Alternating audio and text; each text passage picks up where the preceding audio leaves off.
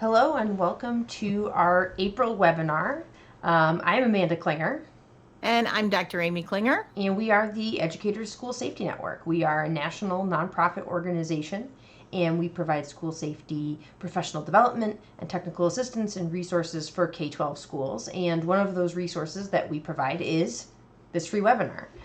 So thank you for joining us. A special hello to the folks who are joining us live, and then also, hello to folks who are joining us at some point in time in the future.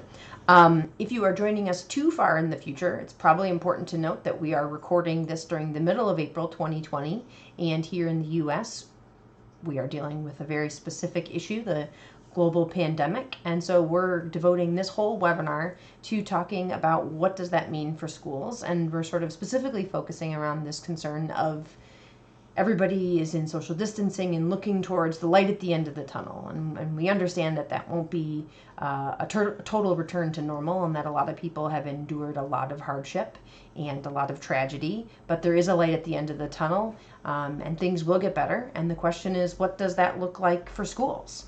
So Yeah.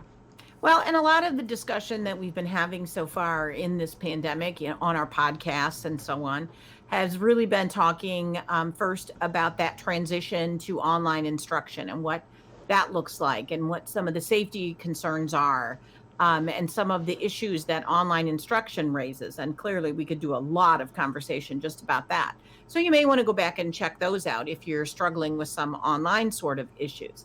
But I thought for this webinar, it would be a good idea to be a little bit more future oriented, in the sense that, as our government officials, locally, superintendents all over the place, state people, all kinds of folks are now have what I consider to be a very serious responsibility to look ahead and go, okay, now what? So you flatten the curve. We're reacting, we're being proactive to a certain extent, but what does that look like in the future? And so I think that really becomes an important discussion for decision makers, but it also becomes an important discussion for all of us as educators and parents, in terms of what could that look like? What are the limitations?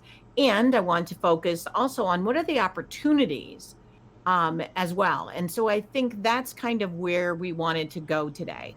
And I deliberately did not create a whole bunch of slides, because PowerPoint slides, give the impression that you have answers. And I have an answer and I put it on a slide and I'm going to show it to you. We don't have answers. I think what this time period is really much more about a discussion and a reflection, and frankly, some idea sort of swapping, that rather than someone definitively saying, I know exactly what you should do, because this is uncharted territory for everyone. Mm-hmm. And so I think one of the best ways to navigate that uncharted territory is for us to all kind of hold hands and sort of walk through it together, being careful and deliberate and thoughtful and strategic, and providing that sort of support. So I don't know if that's the right analogy to make, but that's kind of where I think we need to start. So before we get into too much content, we wanted to quickly introduce ourselves for those of you who are joining us for the first time. I know a lot of folks have probably seen some of our other webinars or some of our other live streams, but for those of you who are joining us for the first time, we are the Educators School Safety Network. As I said, we're a nonprofit organization, and we provide training and resources and technical assistance like this, typically on very narrowly focused school safety topics. But I think there's a lot of room for discussion in talking about pandemic response and coming back to school, whatever that might look like in the future, and sort of the safety concerns pertinent to that. Dr. Amy Klinger, right here above me. Would you like to introduce yourself? Thankfully, wearing a different outfit than in the picture. That's always a concern. I am Dr. Amy Klinger. I have a background in education, 28 years in public education, primarily as a school administrator. We take pride in the fact that, and I take pride in the fact that I professionally have one foot in the emergency response, crisis management, safety world, and one foot in the world of school administration and, being in the trenches as a practitioner. So it's important, I think, to bring those two perspectives together in any of our discussions about school safety, but in particular in our discussions that we're going to have today about the school safety concerns of returning to school after a pandemic. And so that perspective, together with Amanda's perspective that she's going to talk about, I think gives us some interesting insights. Sure. And the other half of your split screen, so now you have to point down at me. Yeah. I'm Amanda Klinger. I do come at this from the background, coming from the law, and I don't think I'm going to try not to get bogged down into too much of it today. I've been getting very interesting legal questions from friends of mine when we talk about what's happening in the state government and the federal governments, and what can be guidelines and what can be instituted and all that. But I don't think we'll And get don't think that won't come to schools, because Yeah. it will. Yeah, so we'll try not to get too deep in the weeds of any of that today. But we did talk about some of the work that we do. We speak at conferences. We do provide direct on-site training and technical assistance for schools. We do prepare a lot of content. We do a lot of writing. We do a lot of research, and anything else that you're looking for. If you're just joining us for the first time and you're like, wait a minute, I need to read some more information about this. You can head to our website, www.eschoolsafety.org, and you can find everything, all of the old podcasts and research and resources and online professional development that you can take self-guided at your own pace. So that's kind of a little bit about who we are and what we do. So I guess we want to... Before you start, I have to say, I feel like through no fault of our own or through no improvement on our own, we are suddenly seeming more professional than we were 6 months ago, because now literally everyone is, from your major media stars all the way down, is recording from their houses with dogs barking in the background and weird sounding microphones. So I feel like we somehow got more professional without even changing anything. Yeah, So I think the bar, I think what the word that. you're looking for is that the bar lowered. The bar lowered, but we climbed over the bar. So Yeah. I'm feeling pretty good about that. So, but that being said, please excuse any of the things that we know will probably happen as we move through this live stream. I had a stern talking with both of my dogs. There you go. They've assured me no barking. So okay, well that's good. They're one doorbell ring away from chaos. Yeah. So I think we want to start with having kind of this, overarching question that is burning into everyone's mind, depending on how your day has gone, frankly. If you're struggling at the kitchen table with one more minute of multiplication tables, or if you're feeling pretty good about things. But the question often comes with, when will schools reopen? And that is such an easy and such a complex question, all wrapped up into one.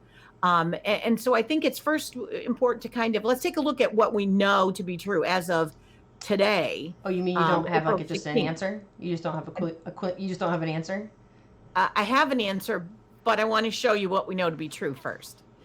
So as of yesterday, we had 21 states that are already closed schools for the remainder of the school year. And I'm sure that is changing. And I know as of an hour ago, some of the states, I know New Jersey and maybe some other ones, had pushed back their decision date to make that decision until the middle of May. So this is a moving target in terms of that. But really, to a certain extent, I'm not sure that it matters that much in terms of which states exactly, other than I think it's interesting and really so unprecedented that you have almost half of the United States having said, okay, we can't have public education. I don't remember the last time, and I'm old, and I'm not sure historically you can go back too far to find when we said we can't have traditional school. And so that is so unprecedented and really such a thing that's, I think for many folks, including myself, it's really hard to wrap our head around that, that we're sitting here in April going, wait, not until August or September. And so I think there is a little bit of just processing what exactly that means. And what is the threshold by which you can make that decision and say, okay, we are reopening? Yeah. And is it that whole light switch discussion we've heard in relative to the economy? Do you open schools like turning on a light switch, where on Tuesday we were closed and on Wednesday we're open and everybody's happy and back to normal? I don't think so. Right. I think it's really interesting, and you talk about it being unprecedented, and it is very difficult to wrap your head around. And we used to talk about when back when we used to do in-person professional development and speak at conferences. And In the old yeah, days, back in the old days. months ago. And, and I remember talking about, and we would talk about terrorism in schools, and, that how it is, relatively low risk, and the fear of retribution would be so high. But we would talk about to think of, if there were a terrorist attack at a school, to think of how much that would change the way that we school kids. And we would sort of use the example of, think of what happened after a high profile terrorist attack, 9/11, and how incredibly that impacted the way that we fly. I mean, that the whole creation of a federal agency that did not exist before. And those Real of you fundamental change. Yeah. And I think part of what is so surreal about this is, obviously the reason that our schools have been impacted was not because of violence, thank God, but we have seen that incredible disruption has come to pass. And we are foolish if we think that we are just going to return to schools like normal, and that there won't be a lasting impact, because there absolutely will. Well, and to take your discussion a little bit further, if we look at the 9/11 sort of situation of what that did for how it fundamentally changed the way that we travel, or at least the way that we fly, and probably the way that we travel, this is, I think, in many ways, even more far reaching, because it's not just altering fundamentally one aspect of our life. It is fundamentally altering many aspects, some of which, like schooling, have been essentially the same for literally hundreds of years. Yeah. We've had kind of the same sort of situation. And I find a very interesting contrast, and I don't want to wander too far off into the weeds, but some of the conversations I've had with folks who are healthcare people, or who have a lot of experience in emergency planning and healthcare and whatever, there's kind of this split of folks that feel like, in a short amount of time, short meaning maybe 6 months or a year or whatever, that we'll forget all about the stuff, and that we'll take down the plexiglass shield in front of the cashier, and that will pull up the tape on the floors that shows the 6 foot, and we'll take all those things away, and it will be like it never happened. And then there's a whole other school of people that are like, this is the way that we're going to do things for a very long time, because if it's not this wave, it's the second wave, and if it's not this virus, it's another virus. And so it seems to be so much uncertainty within the folks that are experts on this. There is so much uncertainty, and I think that makes it difficult, but yet it also makes it very clear to us in schools that we cannot pick one of those two options and go, okay, this is what we're going to do. So schools are really going to need to spend a lot of time hedging their bets, trying to see how to meet both of those concerns. So do you want to show the little graphic that shows the other states? Because I don't want anybody's state to feel sad like we didn't talk about them.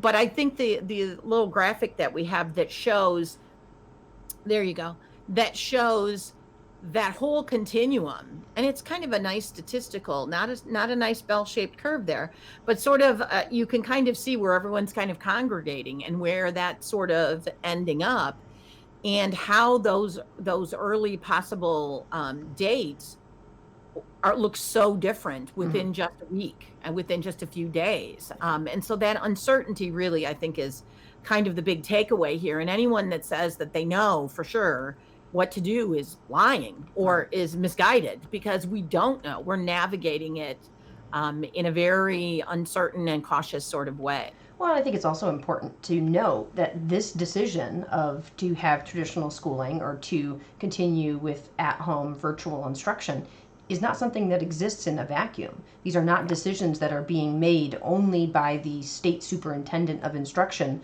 only Hopefully.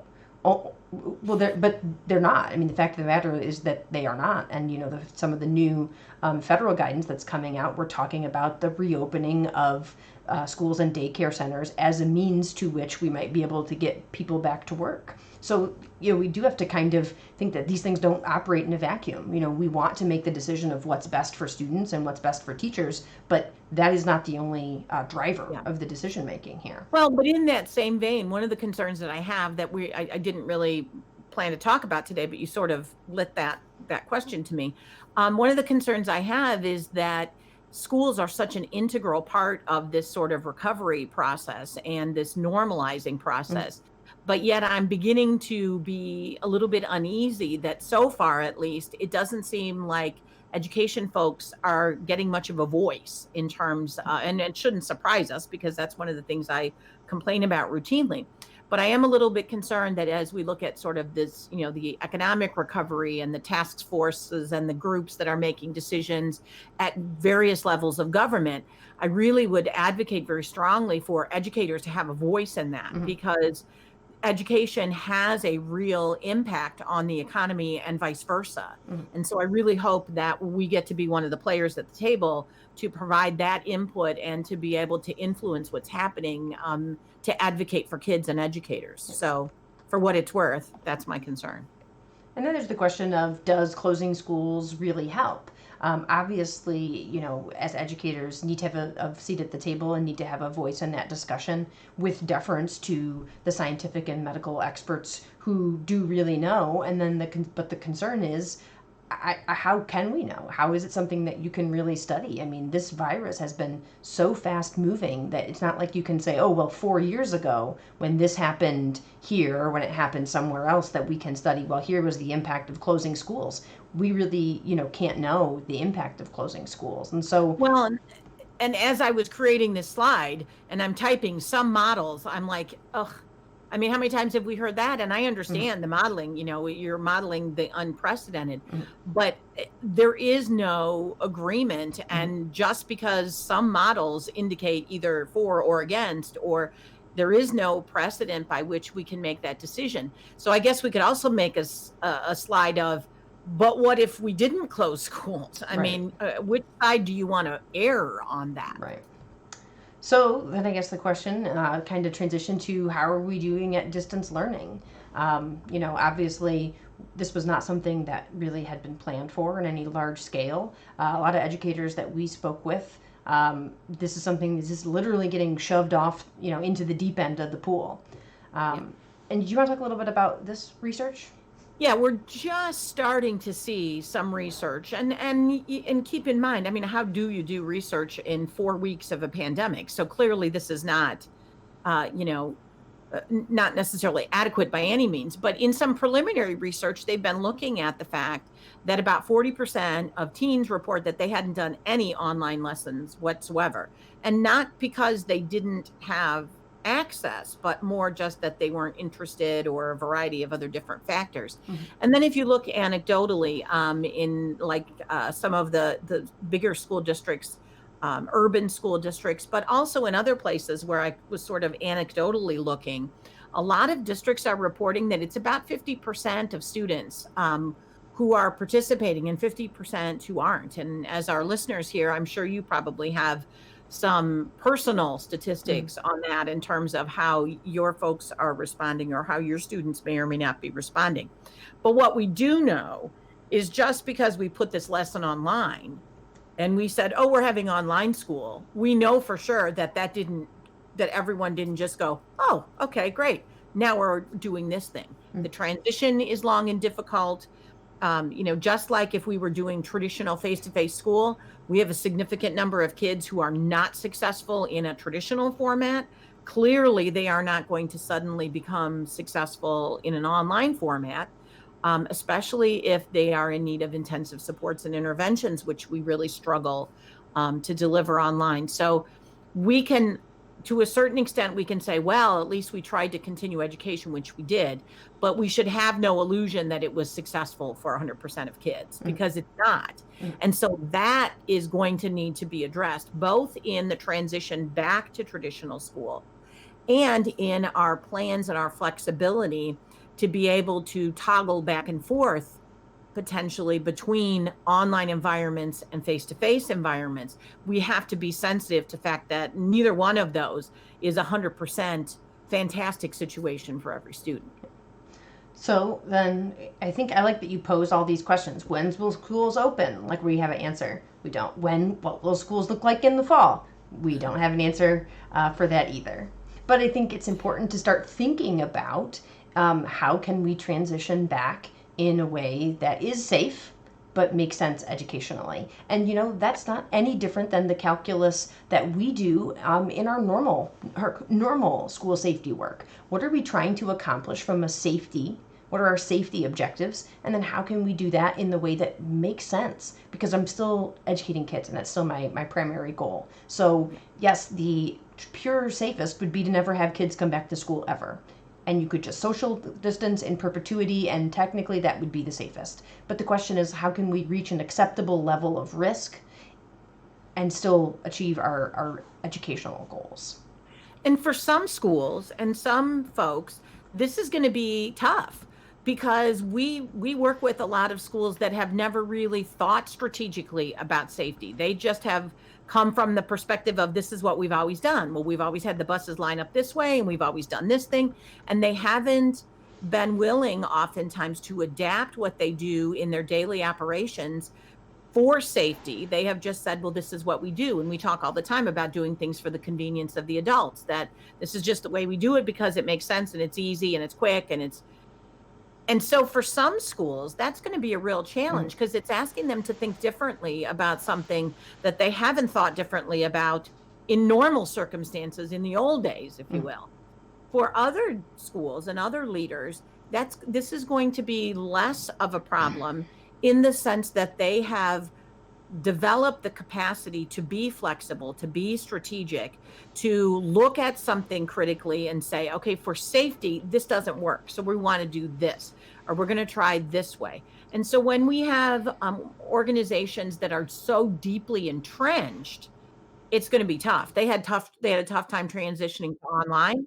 They had a tough time, and they will have a tough time transitioning to a quote unquote new normal of schooling, where other schools may not have that. So that's going to be one of the things that we need to think about. But in general, and I've had some interesting discussions with people that are emergency management oriented and emergency response oriented, and they see very specific things similar to when we work in school safety with law enforcement. They see a really specific thing that, well, you just do this thing right here. And if you do this thing right here, that will work fine. And then we put an education view on that and go, but we're talking about doing that with kids. We're talking about doing that. And so we have to always examine social distancing through the public health lens, but also through the education lens. And so some of the things that I've been trying to kind of pull together and do a lot of reading on what people are talking about. So here's what I'm finding. Lots of discussion about staggered start times, where we're doing bus routes that are that have fewer kids on the bus, where we're bringing in kids in batches and some are leaving, some are coming, so that we don't have a school with 1,000 people in it at one time. We have a school with 300 people in it. And then a few hours later, it has maybe 400. And then a couple hours after that, we're back down to 300. And so they're doing that staggered start time. I am old enough to remember in the mid 70s when that was done because of the energy crisis with heating, and where schools were on a split schedule so that they were only using one building. This is a similar sort of situation in terms of those staggered times. I've also seen some interesting discussion about days of the week as opposed to staggering start times. So if we do some sort of hybrid of instruction where a certain class or a certain grade goes to school on Mondays and Wednesdays, and another grade goes on Tuesdays and Thursdays, all of it designed with the idea of decreasing the capacity and the density of people that are together within that school building. So that's one that I think is really something that I think you're going to be seeing a lot more about. Another one was talking about the elimination of large gatherings, and we see that already where they're talking about graduations and things like that. But think of all the times when we have lots and lots of kids together at pep rallies, at assemblies, at lunch. I was talking with one administrator who said, we will not have lunch in the cafeteria. We will have lots of lunch periods, and they'll be eating probably in classrooms with a group of 20 people instead of 200 people. So that's a big one.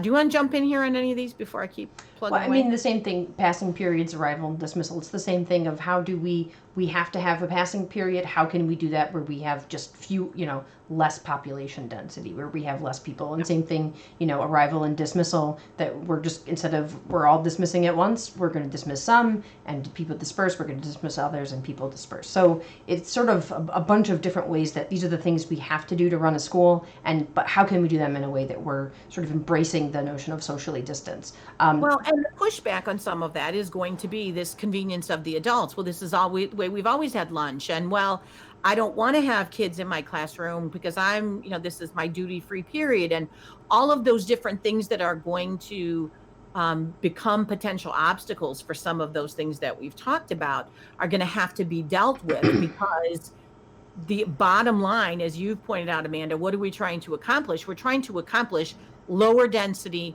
fewer people together, fewer interactions. And if we keep our eyes on that prize, then we can think a little more creatively and not be bound into what we've always done or what is typically convenient for folks. Yeah. Do you want to talk about masks specifically? I think that's the one that's a little bit different than. Well, yeah, and I think some of them, how do you socially distance in a classroom where you are already overcrowded, where you have 25, 28, 30 kids, and there wasn't room beforehand, and now we're going to somehow keep them 6 foot apart? Locker rooms, PE, all of these large group activities, recess, all that kind of stuff, I think is really going to be a difficult discussion where we're going to weigh the benefits versus the risks. And then the mask thing, I was listening to somebody on a program who was talking about, he had a 6-year-old and he was taking his 6-year-old to the doctor for something unrelated, not COVID, and put a mask on him. And he said in the 20 minutes that we were there, he had the mask off, he had the mask on, he was blowing through the mask, he was wearing the mask like a hat, he was doing, and so every teacher out there can think of 50 things our kids are going to do with masks, from a slingshot to whipping it at each other, that we have to go, okay, will we want kids to wear masks because it makes us feel better in this false sense of feeling better, and it's really not going to accomplish anything? And I think that's representative of a lot of these things we need to talk about. Are we going to do these things because it makes us feel better, or it makes our parents feel better? Or are we doing them because there is a public health or a science background that says, yes, this makes sense to do? And I think that's going to be a litmus test for a lot of these things. Yeah. So, we want to talk a little bit about what are the challenges that we'll face next year, or when we're sort of returning back to school, whatever that looks like, sort of in the next phase. I think that's maybe a good way to talk about it, because returning back to school, I don't know what that might be. And, we've had some discussions that it might be something where we do a blended model where people are home some and they're in school some, or we might return to school and then have to be home again. And so I think talking about the next phase. So we had what it used to be, and we have what we're doing now, and then the next phase, whatever that might look like. And I think one of the big things is identifying gaps. When your students return to you in the next phase, whatever that might be, you're going to have folks who had very different experiences during this time, just like you do now, of kids who have different types of home lives, and kids who have different types of struggles in their homes and in their communities. So you're going to have a gap between those who had a Instagram-worthy experience at home and those who didn't. And that's not to cast blame on parents. Obviously, you have people who have lost their jobs, you have people who are working from home, you have people who are frontline healthcare workers, you have people who are dealing with really, really difficult situations. But the fact of the matter is, you're going to have kids who are going to return to you who had potentially very dissimilar experiences over the time with coronavirus. Yeah, and I want to go back to that one just for a second, because I think that's really important. You see that, people have spent a lot of time on social media and interacting with each other using technology, but I think that can give us a little bit of a false sense of everybody in the world. You don't say. Huh? You don't say. Social media is giving us a false sense of what people's other lives are. You don't say. I'm saying that you look at that and go, well, look at those people during quarantine. Their hair is done and they're wearing pants that aren't elastic waist, and they're like dressed, and they're doing these fun, delightful, enriching things. And I think that there are people that have had really positive family bonding experiences during this time. But I also think there's those that haven't. And I think probably the truth is everyone has fallen somewhere in the middle.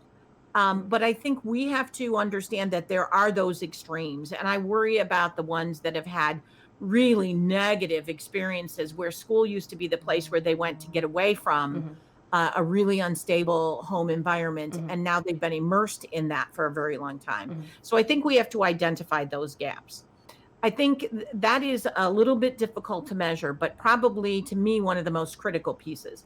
Another one is this academic piece. So if you want to talk a little bit about that, or I can, whichever. But I think this second part is a critical one too. Well, I think just that as you've had people who had really positive experiences and had a lot of fun, and I have friends who they have their kids and they're growing seedlings and they're doing art projects and they live out, they have a lot of space and they're riding their bikes and they're having a great time.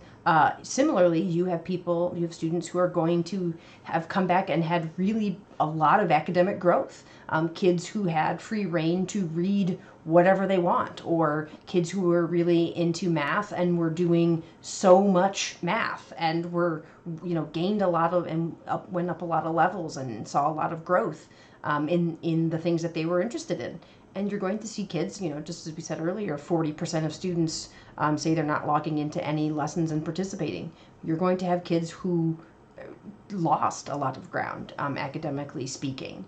And I was on an ASCD chat yesterday and talked to someone who was saying that they were trying to spend an equal amount of time interacting with their students around content and around just how are you? How's it going? What's it like at home? What are the things that you're doing? What are you up to? Not necessarily the content in my class. And in a previous episode of our podcast, we talked about sort of the different functions, the custodial function, the academic function, the different functions of schools. And I think teachers need to sort of keep that in mind, that we do a lot of standardized testing in this country, and obviously academics are critically important, but that's not the only function. And maybe you have students who you can't serve the academic function as a teacher right now because their situation is not conducive to that. They are not in a place where that's happening. And so then the function is we're teaching them to be citizens, and we're teaching them to be helpers, and we're teaching them to be kind, and we're teaching all of the social emotional learning initiatives that we are undertaking. And so when our students come back in the next phase, that gap between kids who were able to read this one niche thing that they're really interested in and saw a lot of gains in that thing versus students who did not necessarily have a positive experience over this time. Well, and I think some of it, like the last one we talked about, I think probably the reality is going to be somewhere in the middle, where we have kids that had really enriched academic experiences in terms of reading, but mom didn't like math very well or was unsure what to do about it, and so not a whole lot happened there. So it's going to be really incumbent upon us to identify where those holes are. I mean, and that's always a struggle, even when you have kids in a traditional school setting moving from year to year, to make sure what have they learned, what do they know, what are they taking with them. But now you have that really exacerbated by the fact that we really don't know what gaps have been missed until they run up against it in the next school year, or the next time they're asked to do something where that prior knowledge is supposed to be activated and that prior knowledge doesn't exist. And at least when we, quote unquote, had them all day, we had an idea of where that might be. Now it's very much an unknown. So I think the academic gaps are going to be more critical than the academic progress in terms of finding where things are that didn't happen. And are we creating more inequities within kids who are really strong in one area and have really fallen behind in another? And so I think those gaps need to be identified there. And then finally, we'll have to identify the gaps between students who had traumatic life changes.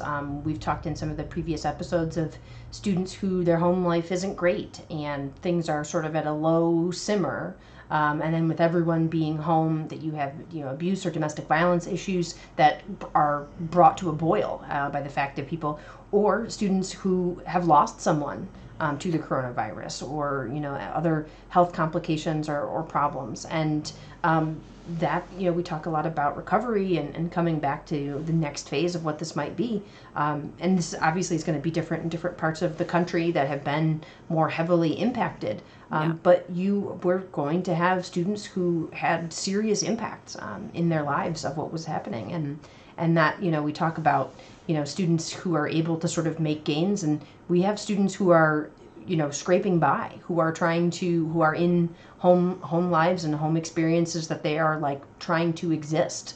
And that's maybe the most that we can hope for some of them. And those kids are all going to come back to you.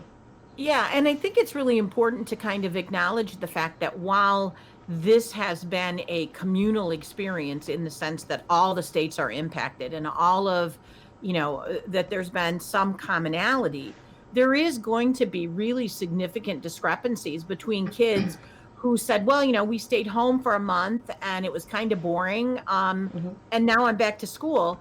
And kids who said, we lost our home, my grandma died, my parents are unemployed, we went to a food bank for the first time ever. Those two kids are going to come back to school with very different experiences and very different needs, even though the common experience was the pandemic. And so I think it's really going to be critical for us to acknowledge that we may have kids who were doing pretty well beforehand, who may really be struggling afterwards because of the trauma and the things that have happened to them during this time. And so I think we can't make the assumption that, Betty was fine beforehand, she'll probably be fine now. I think we need to take everyone at a different level. We need to be cognizant of that for every kid. Yeah. So then we want to talk a little bit that, this is an unprecedented event. Yeah, because so far we've been kind of really negative, I feel like. And so and we're talking about an unprecedented event means unprecedented challenges. And some of those are going to be specifically academic challenges. Do you want to speak to some of these? Yeah, and we talked a little bit about that. But I think I really like the term that I ran across where someone talked about unfinished learning, of not just saying, oh, so did they, do they know how to do this thing? But like, where are those gaps and those holes where the learning was unfinished, and how do we find those? And how do you get that? Do you have a diagnostic test or something, or what is it that we're going to do that we're going to be able to identify those things? And we talked a little bit about some of the deepening achievement gap and the online distance learning, and I'll say the unpopular thing because I've been teaching online for a long time. So I'll say the unpopular thing. A lot of us did not go into education to teach online. We love being with kids. We love being in classrooms. We love the interaction. We love the excitement. So for many of us as educators, we feel very detached, and we feel like this is not what we wanted to do either. So we certainly have to acknowledge that as much as there certainly are strengths in online instruction, it doesn't replace. And so I think though that's going to be one of the challenges of that. But I think, these are sort of unprecedented challenges, but I also think there's going to be opportunities as well. So I want to make sure that we're not the opportunities completely negative, but let me finish up just the challenges one more time, and then I think we can be positive for the rest. I think there's also going to be some of the challenges just with the facility in terms of, is your funding linked to attendance in your state? And now all of a sudden we don't have kids there. So we're going to have to do some of those kind of bureaucratic things. We talked a little bit about the social distancing, even the cleaning of buildings and the cleaning of buses and all of that kind of stuff, and the staggered start. So there's going to be challenges for us at a classroom level. And then there, I think, are going to be challenges at a more system level, a school-wide level, a district-wide level, where the system itself is going to need to adapt. So clearly, we could spend a lot of time pointing out all of those challenges. But I think in order to benefit from that, we have to at least acknowledge them and then start moving forward. And that's what I think we're ready to do, is to start moving those forward. And I will just say, for the 100th time, this is an opportunity. We're going to be changing the way that we do some of these things. And you talked about the way that we clean, the way that we have facilities, all of these policies and procedures, and we're doing them to accommodate our new public health goals or requirements. And then my encouragement would be, what other school safety goals, what other school safety things are we trying to accomplish? And so if we're going to change the way that we do arrival and dismissal because of the pandemic, okay, how can we also improve it from a traffic safety standpoint? If we're changing the way we do passing periods because of the pandemic, how can we make sure that we have an eye towards supervision? That if we're changing passing periods anyway, how can we make them more safe from the pandemic and also more safe from violence prevention? So that's just needs to be part of that. I was reading an article just a couple hours ago that was talking about higher ed. And it was talking about bringing kids back in the fall to traditional undergraduate colleges. And it was talking about the willingness to do a couple of things that will be unpopular, but that those are the choices that we make. And it was talking about having kids come back on campus and not leave and not go back and forth between home. Coming on campus and having it be a closed community, not going off campus all the time. It was talking about reassigning vulnerable faculty and support staff off campus so that they're teaching online, they're not teaching, so that they're removed from potential exposure. It was talking about the people in the town and the support industries having personal protection equipment. And it was and the whole point was your option is to stay home or to come to college. But if you come to college, you can't come to college the way you came to college last year. Right. And that whole idea of what are we willing to adapt to as we sort of think outside the box? And I think that's going to be the case in K-12 as well, is what are parents going to be willing to adapt to, and what do we have to, a staggered start is going to be different, and it's going to present its own set of challenges.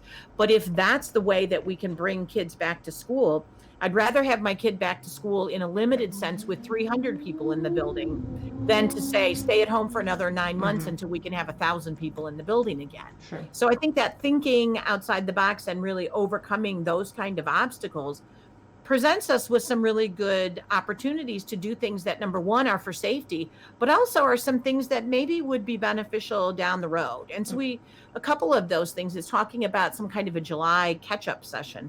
And I talked about this in our podcast last time, and then AFT president said it after I said it. I'm assuming she must have been listening to me when she said that. She takes almost all of her cues from things that you say on the podcast. Sure so that makes sense. Because I was probably the only person that could have thought of that. But I think that is really critical, that sort of catch-up session that's voluntary, some way to kind of jumpstart the school year. And that feeds into a lot of the discussions I've been seeing about an early start, that if we can't finish the year, maybe we start school in July or August as opposed to after Labor Day. I think that's a really good one. I think it's a good opportunity to talk about hybrid sort of school experiences where we're getting which sounds very cliched, but I really mean it, where we're getting the best of both worlds, the best of what we can do to individualize instruction online for kids and the best of relationship-based, experience-based things in school.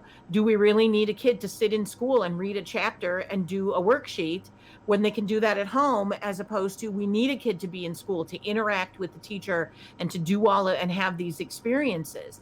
And so how do we create that sort of hybrid experience that allows us to pivot or toggle back and forth in a way that is not because we have to, but because it's in the kid's best interest to do so? And so I look at it as an opportunity, a way that we can individualize instruction for kids that we have always tried to do, but we can maybe do a better job of it. But I really liked an article where they said this is an opportunity for us to create the way that schools should be. Maybe it's not in any kid's best interest, pandemic aside, to be one of 700 kids in a lunch period where you just blend into the crowd.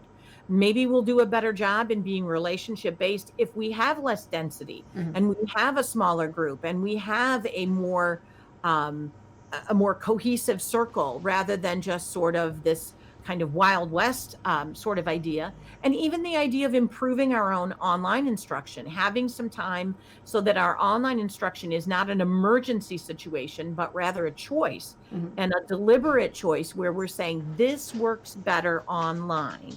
And this works better face-to-face, and not be forced to choose. I think a lot of those things present some really interesting potential opportunities. Yeah. I know you're not in the prediction business, but do you think that there's the potential when we talk about, the shifting of what school should be?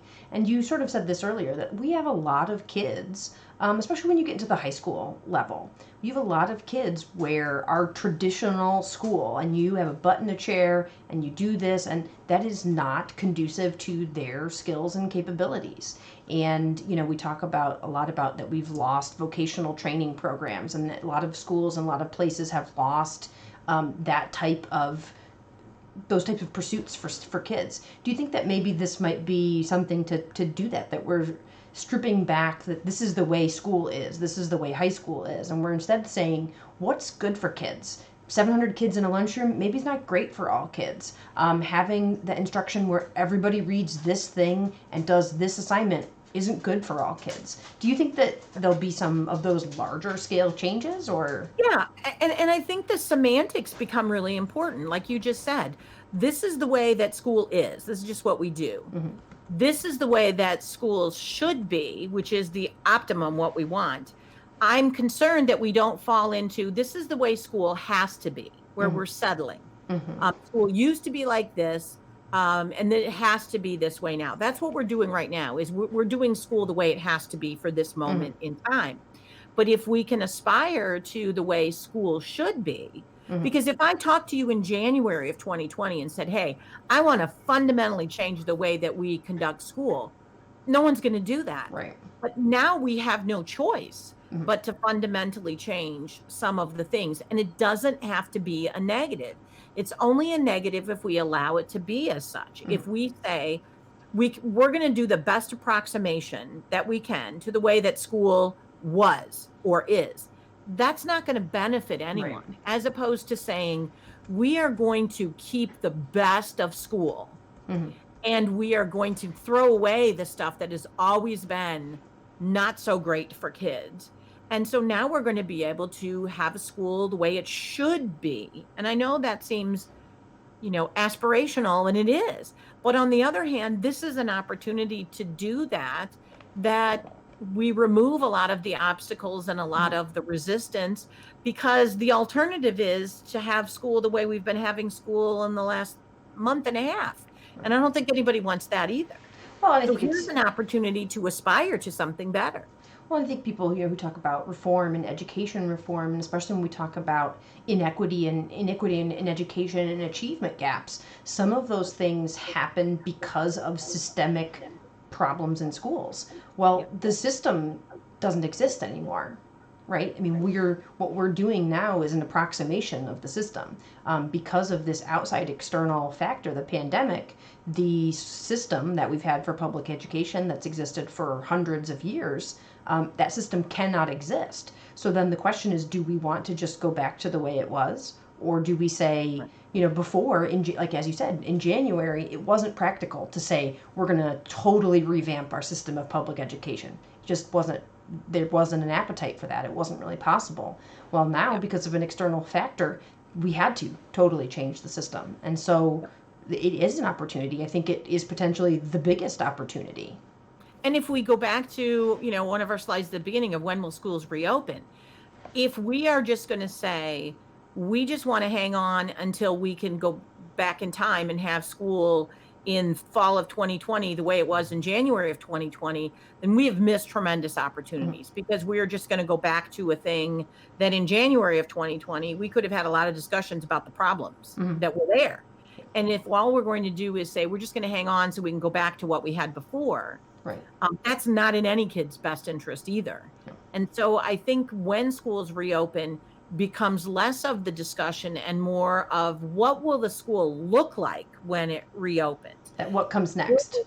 Will we be able to be in a should be school, or are we just going to be like, well, we're just going to kind of hold on and then we'll go back to doing what we've always done before. And so I think that is a little bit scary, and it's a lot overwhelming, and it certainly creates a lot of angst and a lot of anxiety, but it also should create, and maybe I'm just being really naive, but I think it should create a lot of excitement of how do we fix these things that have been chronic issues? Can we fix any of these things? And can we end up with a school situation that's better for kids Mhm. as well as better for public health? And that's going to be really an exciting thing to do if we can actually do that. And we've sort of talked about these things as an opportunity for change and improvement in academics. What should a school be for academics for kids? But we didn't even scratch the surface of what that could mean for an improvement in school climate and culture. You sort of alluded to that Oh, of I think so. having Absolutely. Yeah. having 700 kids in the lunch period. Probably not the best for school climate and culture. So, okay, we have to make a change because of public health. And what can we change in terms of academics? What can we accomplish and change in terms of school safety, in terms of school climate and culture? The opportunities for improvement and all of these other things that we want to do and we typically can't because we're bound by these strictures. The stricture has been cast off because of public health. So Yep. think of all the things that we can do. So. And if you went back, again, go back to this January 2020 discussion. So in January 2020, we're going to talk about doing staggered start times. You're going to have, oh, we can't do that. The union contract and parents won't go for it. And what are we going to do about the buses? And you're going to have 75 different obstacles. Well, half of those obstacles just got blown sky high in the last 6 weeks.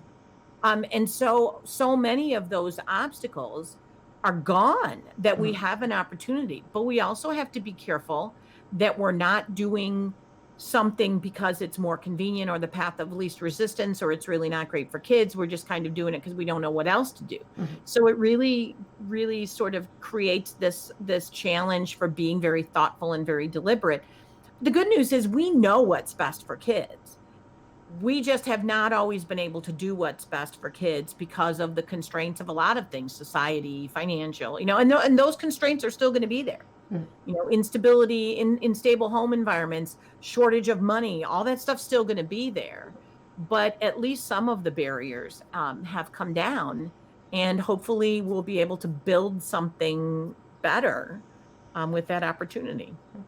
So if you have a colleague that you wished had seen this webinar, you can always send them to watch it themselves. This will be archived for those of you who joined us live. This will be archived at eschoolsafety.org/webinars.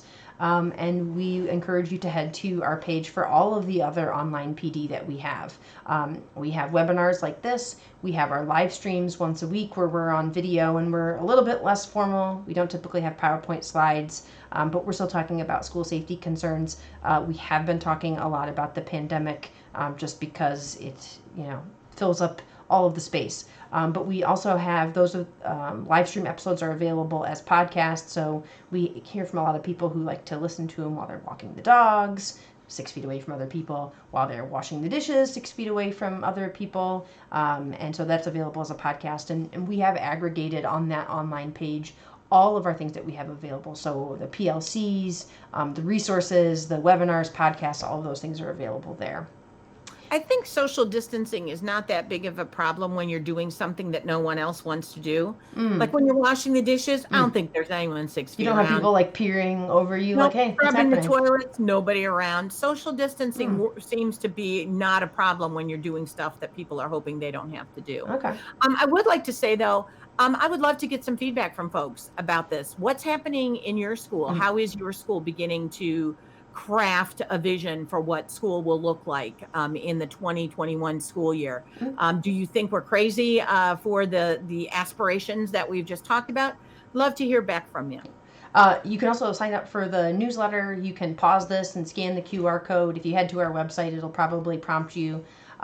We also do have our book that is available. It's a good read. It's actually, it's about school safety, but not about the pandemic. We didn't know. It's about school safety. It's not about the pandemic. But the good news is it is not a doom and gloom book about school safety. There's a lot of books about school violence and about school shootings that are tough. They're tough to read. Our book is really geared towards practitioners. It's a good thing to add to your professional library. But I hear all the time from people who read it and say, I had so many things and I wanted to get to work. And so I think, I've been trying to really be conscientious about consuming media that at the end you're like, yeah, okay, I don't feel sad, I don't feel depressed, I don't feel overwhelmed. And I really do feel like I can encourage you to read the book if that's what you're kind of looking for.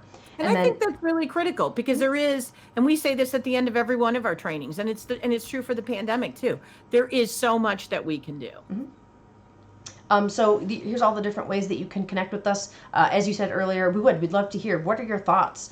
Do you have big ideas about this? What are the opportunities? Obviously, there's challenges, and we'd love to hear some of your thoughts for overcoming some of those. But I'm actually much more interested in hearing, what do you think are the opportunities? There's a lot of opportunities, and there's a lot of people who have great ideas for education reform and improvement on normal days. So what does that look like now? What can our dreams be even bigger? What are some of the moonshots that we can do, that we, the structures of what school has to be, those rules don't apply so much anymore. So what can we do? It's really, I think it can be a really exciting time for teachers and for students. So if you have any other questions, you can always reach out to us there on social media or any of the other ones. And if you need proof of participation for this webinar, if you've joined us this whole time, you've made it all the way to the end, you can head to eSchool Safe. This is like the post-credit scene in a Marvel movie. If you sit all the way through all the credits, there's that cool scene. That's what this is. You've made it all the way to the end. All right, we're going to do something wild and crazy. Not really, but you can head to the website and you can get proof of participation there. So thanks for joining us, and until next time, thanks so much.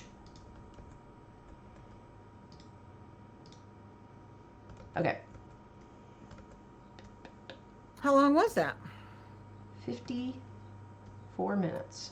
Oh, really? I didn't think it was that long. I want the live stream end. End the stream.